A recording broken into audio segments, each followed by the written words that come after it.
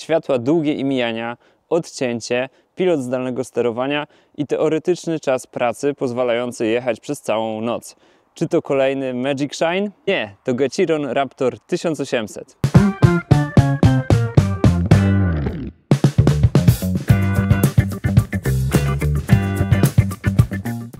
Cześć, jestem Janek i dzisiaj pokażę lampkę, która bardzo mnie zainteresowała, bo ma potencjał na dobrą lampkę do całonocnej jazdy. Lampkę dostaję do testu od producenta, jednak standardowo nie zamierzam jej oszczędzać i sprawdzę ją bardzo dokładnie. Jeżeli chodzi o jakość wykonania, to jestem naprawdę bardzo pozytywnie zaskoczony. Porównałbym ją nawet do Noga Blindera, bo wszystko jest tutaj naprawdę super spasowane, ładnie to wygląda, materiały sprawiają wrażenie solidnych i porządnych. Przycisk działa z takim wyraźnym kliknięciem, także to jest wszystko super zrobione. Port ładowania jest za taką solidną zaślepką i co ciekawe, lampkę można też rozkręcić. Producent nawet w instrukcji podaje, że jeżeli się zużyją tutaj te ogniwa w środku, to można je po prostu wymienić. Jak widać, tutaj są widoczne śruby, także fajnie, że o tym pomyślano. Lampka ma dwie opcje montażu. Może być mocowana na kierownicy i wtedy tutaj wkręca się ten uchwyt, a może być mocowana pod kierownicą, wtedy wystarczy po prostu to mocowanie przekręcić, a tutaj wsadza się taką zaślepkę. Także to też jest bardzo dobry patent. Jeżeli chodzi o zawartość zestawu, to dostajemy tutaj oczywiście lampkę, uchwyt do mocowania na kierownicy, pilota zdalnego sterowania, taki śrubokręt do podważania tych zaślepek w obudowie, jeżeli chcemy zmienić sobie ustawienie mocowanie dolne na górne albo odwrotnie, oraz taki mały klucz na Torxa, który pozwala odkręcić te śruby, które tutaj mocują tą szynę. Jest też kabel USB-C do USB-C, zapasowa zaślepka i zapasowe śrubki do tej zaślepki, do tej szyny mocującej z Loctitem. No jest też całkiem ładne pudełko i instrukcja obsługi. Także jeżeli chcielibyście takiej lampki używać, to możecie ją mocować na kierownicy. Jest też uchwyt na GoPro, który mam teraz zainstalowany w rowerze, także można ją mocować pod nawigacją. Natomiast nie ma takiego uchwytu, jeżeli nie macie uchwytu do nawigacji, to nie ma go w zestawie. Można sobie taki dodatkowy uchwyt dokupić. Wygląda to w ten sposób. Tutaj jest wyjście na Garmina i z tego co mi wiadomo, nie ma tutaj... Znaczy można to sobie zmienić, ale nie widziałem, żeby tutaj było jeszcze dodatkowe mocowanie na przykład do Brightona. Także prawdopodobnie go nie ma. Jest też taka przedłużka do GoPro, ale szczerze mówiąc nie wiem, do czego to jest potrzebne. No i ten uchwyt ma tutaj taki motylek, więc można to sobie skręcać i regulować nachylenie lampki bez dodatkowych narzędzi w czasie jazdy. Jeżeli chodzi o źródło światła, to są tutaj dwie diody. Jedna jest za taką szybką z tak zwanym kolimatorem, który powoduje, że światło rozprasza się jakby tylko na boki, nie świeci do góry, co ogranicza oślepianie. Nie jest to takie zwykłe odcięcie, nie ma tutaj odbłyśnika takiego. Natomiast sprawdza się to całkiem nieźle. A druga jest diodą do świateł długich i jest zainstalowana pod innym kątem, co też jest fajne, bo możecie mieć skierowaną tą diodę do świateł mijania jakby bardziej przed siebie, natomiast gdy włączacie długie, to światło ewidentnie świeci bardziej w górę i zwiększa się jego zasięg. Także to też jest fajnie rozwiązane. Są też tutaj takie nacięcia, które mają poprawiać chłodzenie. Lampka obsługiwana jest jednym przyciskiem. On tutaj jest też jednocześnie wskaźnikiem naładowania baterii. Teraz tego nie będzie widać.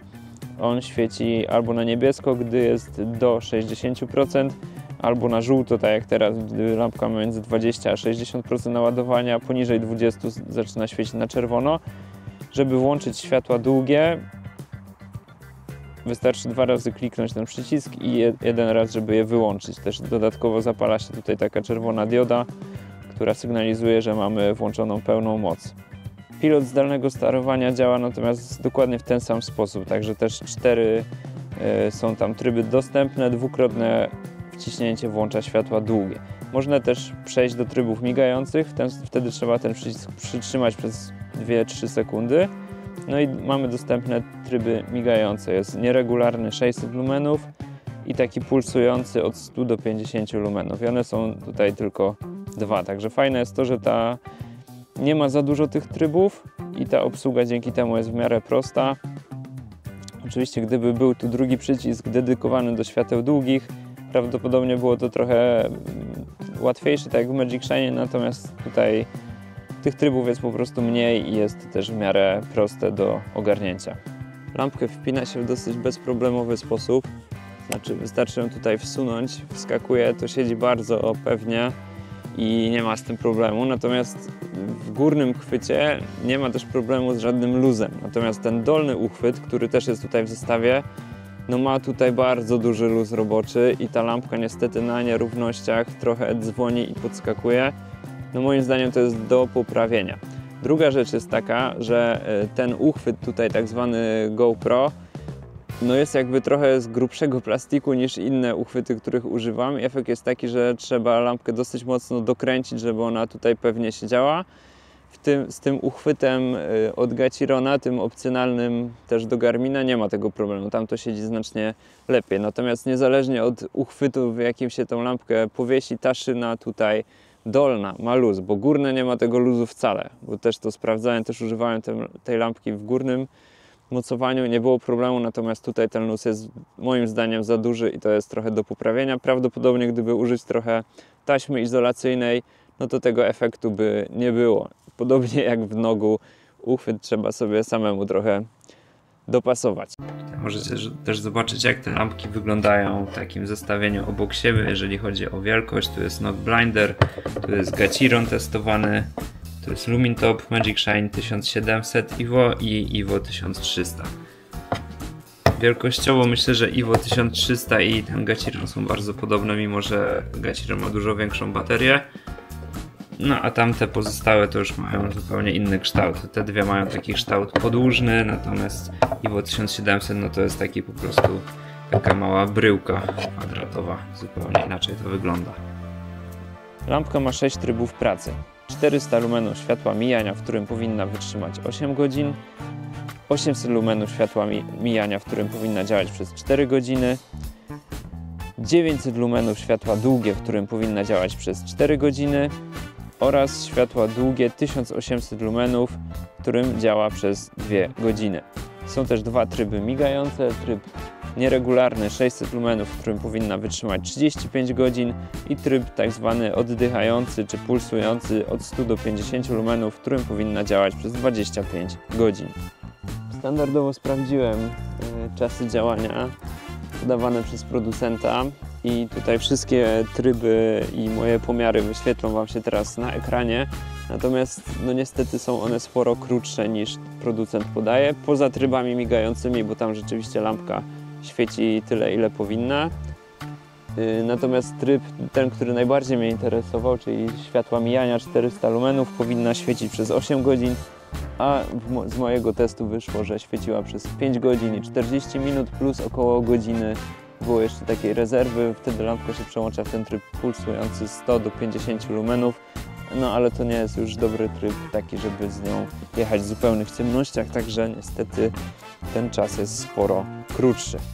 Natomiast trzeba tutaj zaznaczyć, że ten czas pracy, mimo że krótszy niż podaje producent, to nadal jest całkiem przyzwoity, całkiem długi, jak na tych rozmiarów lampkę. Lampka waży około 213 gramów, no i ma moc 1800 lumenów maksymalnie, także uważam, że czas pracy jak na tak mały produkt, tak mały sprzęt jest i tak całkiem przyzwoity. Teraz możecie zobaczyć na nagraniu, jak Gachiron wypada w porównaniu do Evo 1700, jeżeli chodzi o oślepianie.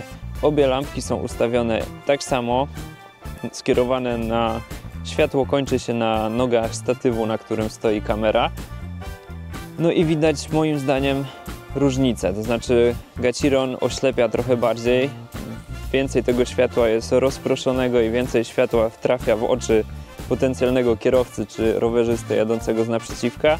Natomiast Evo 1700 przez to, że ma tak wyraźną granicę tego światła, no oślepia mniej. W trybie świateł długich oczywiście obie lampki oślepiają już bardzo mocno, no ale to tutaj nie o to w tym chodzi. Ta mniej wyraźna granica światła powoduje, że właśnie ciężej ją ustawić. Ja cały czas mam, mimo że tutaj ustawiłem je podobnie, to mam wrażenie, że właśnie nie do końca widzę, gdzie to światło się kończy. No więc automatycznie ustawiam ją trochę niżej, więc ten zasięg światła też jest mniejszy niż w Iwo 1700. Jeżeli chodzi natomiast o światła długie, to tutaj bardziej podoba mi się to, jak świeci Gachiron, niż to Iwo 1700, dlatego że te światła mają większy zasięg, przez to, że to światło jest bardziej takie skupione, to po prostu lampka świeci dalej, a przez to, że też trochę tego światła się rozprasza, no to widać też w ten sposób więcej. Nie jest to taki wycięty snop światła. Kamera tego niestety nie oddaje, natomiast świeciłem sobie tą lampką tam na jakimś spacerze. Jeszcze sprawdzałem jedną i drugą i wyszło mi na to, że rzeczywiście zasięg Gachirona jest większy, więc światła długie uważam, że wygrywają w Gachironie w porównaniu do Magic Shine'a, który po prostu przez to, że ma tak wyraźne odcięcie, to światło się też rozchodzi i świeci szerzej, no to ono się rozchodzi i na większą odległość, mimo podobnej mocy, tego światła jest mniej i ten zasięg jest przez to mniejszy. Zalety tej lampki to super jakość wykonania, dwie opcje montażu, światła długie i krótkie, dość długi czas pracy, funkcja powerbanka, pilot zdalnego sterowania, niezłe tryby dzienne oraz USB-C. Wady to gorsze odcięcie niż w przypadku odbłyśnika lub soczewki, dość mocne nagrzewanie się i mało wydajne moim zdaniem diody, dolny uchwyt ma zbyt duży luz, czas pracy sporo krótszy niż podaje producent, brak aplikacji oraz widoczny spadek mocy w okolicach 50%. No więc czy jest to dobra lampka na całonocną jazdę? Moim zdaniem nie do końca, mimo że tutaj jest bardzo duży akumulator, bo to jest 6700 mAh, ten czas pracy nie jest tak długi, jak podaje producent.